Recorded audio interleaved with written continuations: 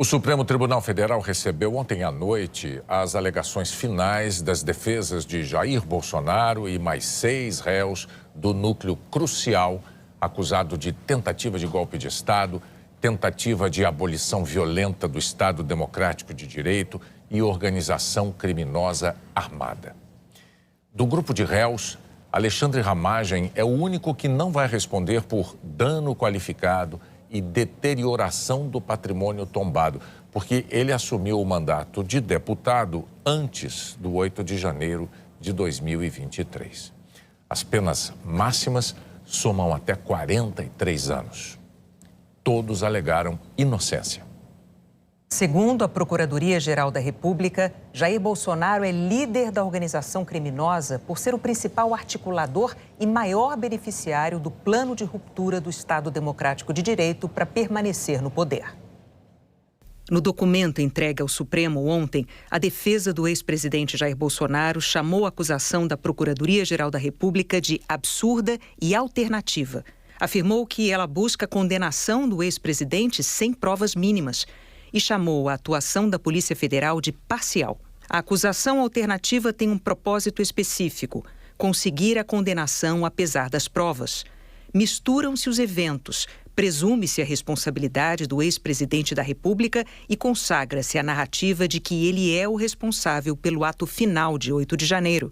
A defesa alega faltarem provas que liguem Bolsonaro aos militares das Forças Especiais e ao plano de assassinato do presidente Lula, do vice Geraldo Alckmin e do ministro Alexandre de Moraes. Os advogados de Jair Bolsonaro afirmam: a narrativa da acusação encontra obstáculo intransponível na realidade. A transição do governo com a participação do ex-presidente também foi fato amplamente provado nos autos. Segundo a defesa de Bolsonaro, o ex-presidente era pressionado por descontentes com a derrota dele, mas, nas palavras dos advogados, apesar disso, determinou a sucessão. Superando a decepção com a campanha eleitoral e sua derrota, superando sua situação de saúde e apesar dos discursos dos descontentes que tentavam lhe pressionar, o ex-presidente, de pronto, determinou a sucessão, dando início ao governo de transição. Os advogados do ex-presidente apresentaram a visão da defesa sobre os atos golpistas de 8 de janeiro de 2022. Quando Bolsonaro deixou o país, os acampamentos já estavam desmobilizados. E antes de deixar o país, o ex-presidente também havia garantido a transição do governo de forma não só tranquila, mas também eficaz. A ausência de nexo causal entre as efetivas ações de Bolsonaro, sintomaticamente esquecidas na narrativa acusatória, e os atos de 8 de janeiro tornaram a condenação por aqueles crimes de dano e contra as instituições ainda mais impossível. Os advogados disseram que não há no processo qualquer documento que aborde a prisão do ministro Alexandre de Moraes como apresentado pela PF e pela PGR. E que não ficou comprovado que Bolsonaro tenha alterado a minuta do golpe. Não existe texto, decreto ou minuta prevendo a prisão de qualquer autoridade. Não existe decreto assinado. Não existe pedido de movimentar as tropas nem pedido a quem possa assim fazer. Não existe prova do golpe imaginado pela acusação.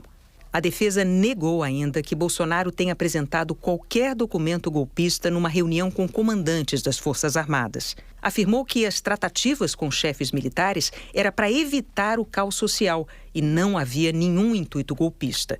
E que as críticas ao sistema eleitoral eram apenas manifestação de opinião política. Os advogados também criticaram a delação do ex-ajudante de ordens de Bolsonaro, o tenente-coronel Mauro Cid, e afirmaram que ela não pode ser mantida diante de uma série de problemas, por ter quebrado o acordo pactuado, omitido informações e mentido. Por fim, a defesa alegou que Bolsonaro é inocente e pediu a absolvição por ausência de provas. A defesa do general Braga Neto questionou nas alegações finais a imparcialidade da relatoria do ministro Alexandre de Moraes. Sua suspeição decorre de o fato de a denúncia apontá-lo como uma pessoa que seria vitimada pelos denunciados, sendo natural e evidente a contaminação subjetiva do julgador.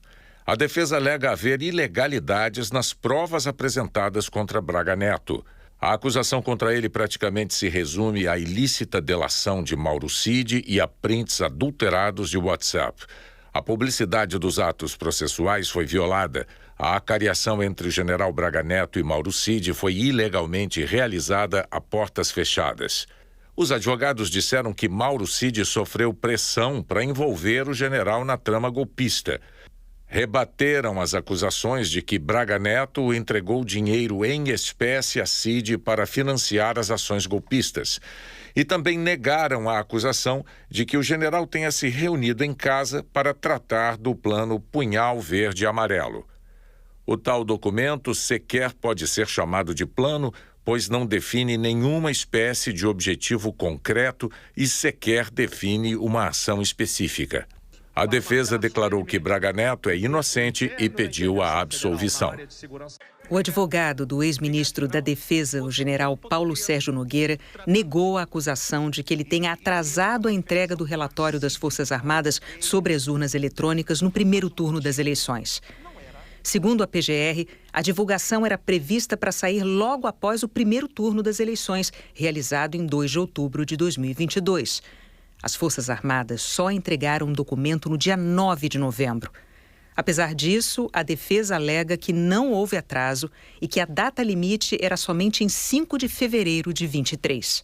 Diante do exposto, é uma patente inverdade e um manifesto absurdo afirmar que o relatório das Forças Armadas já estava pronto antes do segundo turno das eleições e teria sido postergado por motivos políticos. A defesa de Paulo Sérgio negou ainda a acusação da PGR de que ele buscou apoio das Forças Armadas às medidas autoritárias que seriam decretadas por Jair Bolsonaro. Segundo a defesa, o ex-ministro tentou, ao lado dos comandantes das Forças Armadas, demover o então presidente Jair Bolsonaro de cometer um ato radical. Por temer que grupos radicais levassem o presidente a assinar uma doideira e que alguma liderança militar levantasse o braço e rompesse o que poderia acarretar uma fissura nas Forças Armadas, sendo manifestamente contrário a qualquer medida de exceção, atuando inclusive para demover o presidente da adoção de qualquer medida nesse sentido, foi que o general Paulo Sérgio, como ministro da Defesa preocupado com a situação, convocou uma reunião para o dia 14 de 12 de 2022. O advogado disse ainda que o ex-ministro chegou a entregar ao presidente uma proposta de discurso de pronunciamento à nação, reconhecendo o resultado das eleições. Os advogados do almirante Almir Garnier rebateram as acusações da PGR de que o ex-comandante da Marinha tenha colocado as tropas à disposição do então presidente da República para dar um golpe. Segundo a PGR, a ação foi durante uma reunião com Jair Bolsonaro, com o então ministro da Defesa Paulo Sérgio Nogueira e com o então comandante do Exército Freire Gomes. Ainda segundo a PGR, Bolsonaro discutiu nessa reunião uma minuta golpista. A acusação citou os depoimentos do próprio Freire Gomes e do então comandante da Aeronáutica, Batista Júnior. Nas alegações finais, a defesa afirmou que em nenhum momento Garnier colocou as tropas à disposição do então presidente Jair Bolsonaro e alegou haver contradição nos depoimentos dos comandantes militares.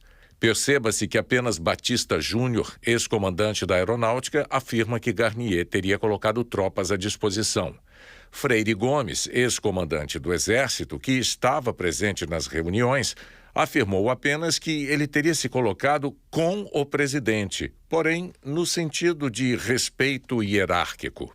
A defesa afirma: Almir Garnier participou de reuniões em que determinados assuntos foram debatidos. Contudo, nenhum ato executório foi praticado, pois, apesar dos debates, o então presidente da República não determinou a prática de qualquer ato.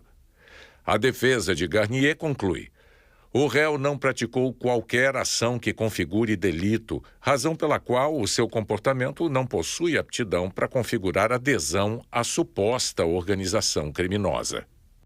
A defesa do general da reserva Augusto Heleno disse que ele não agiu a favor de uma ruptura institucional e negou que o ex-chefe do Gabinete de Segurança Institucional soubesse da existência de um plano de golpe e da criação de um gabinete de crise que seria comandado pelo próprio Heleno e por Braga Neto.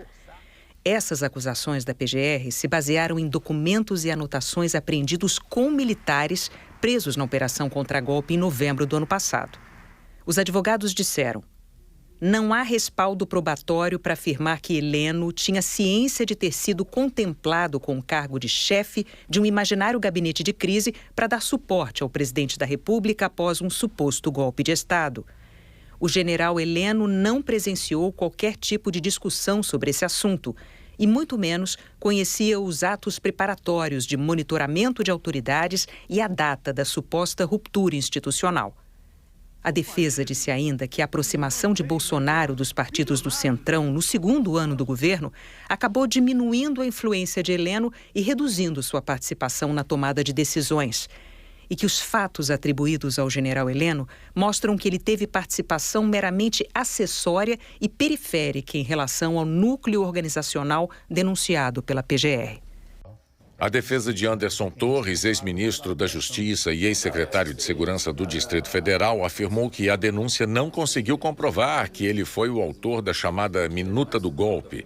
Segundo os advogados, o documento apreendido na casa dele é diferente do apresentado por Bolsonaro aos então comandantes das Forças Armadas em dezembro de 2022. Os advogados afirmam: nenhuma minuta foi debatida com Anderson Torres, afastando qualquer alegação de que ele tenha participado de discussões ou assessoramento jurídico a respeito desses textos. A existência de uma minuta apócrifa na residência de Torres, ou mesmo o assessoramento jurídico ao ex-presidente, são irrelevantes penais. Os advogados negaram a denúncia da PGR de que Anderson Torres tenha disseminado informações falsas sobre o sistema eleitoral em lives e reuniões ministeriais. Sobre a interceptação de veículos no segundo turno da eleição, em áreas em que Lula havia obtido votação grande no primeiro turno, os advogados afirmam: não há um único elemento de prova idôneo que comprove que Anderson Torres tenha arquitetado, ordenado ou mesmo incentivado qualquer atuação da PRF voltada a comprometer a lisura do segundo turno. A prova testemunhal, composta por declarações uníssonas de autoridades de alto escalão da Polícia Federal, da própria PRF e de servidores do Ministério da Justiça, foi categórica em afastar qualquer conduta de cunho político eleitoral ou direcionamento ilícito. Por fim, os advogados alegaram que Anderson Torres não tem foro privilegiado e que a ação deve ser julgada na primeira instância da Justiça. A defesa de Alexandre Ramagem negou a acusação da PGR de que o então diretor-geral da Agência Brasileira de Inteligência tenha orientado Jair Bolsonaro nos ataques ao sistema eleitoral. Os advogados afirmam: o Ministério Público ignorou os elementos de prova apresentados em defesa prévia que demonstraram que Ramagem sempre se posicionou publicamente pelo incremento da segurança do sistema eletrônico de votação. A defesa também negou o uso indevido da ABIN para perseguição de pessoas consideradas adversárias políticas com o uso de um software espião. Os advogados alegaram que o programa First Mile foi adquirido antes da gestão Ramagem e que ele atuou de forma concreta para aferir a regularidade da utilização da ferramenta no âmbito da ABIN. Segundo a defesa, Ramagem jamais integrou qualquer organização criminosa. A narrativa apresentada na denúncia demonstra claramente uma radicalização de falas e atos a partir do ano de 2022, momento em que Alexandre Ramagem não mais integrava o governo Bolsonaro. Ao lembrar que Ramagem foi eleito deputado federal, afirmou: fere a lógica e a razoabilidade a tentativa de lhe imputar qualquer responsabilidade por tão grave intento que, segundo o Ministério Público, seria o de abolir as estruturas democráticas, impedindo o funcionamento de um poder, o legislativo, para o qual acabara de ser eleito pelo voto popular. A defesa de Mauro Cid já havia encaminhado as alegações anteriormente por ele ser delator. Com todas as alegações, o relator do caso, o ministro Alexandre de Moraes, pediu para o presidente da primeira turma, ministro Cristiano Zanin, que marque uma data para o julgamento dos réus do núcleo crucial. Agora os ministros vão analisar todo o processo e vão preparar os votos sobre cada um dos acusados.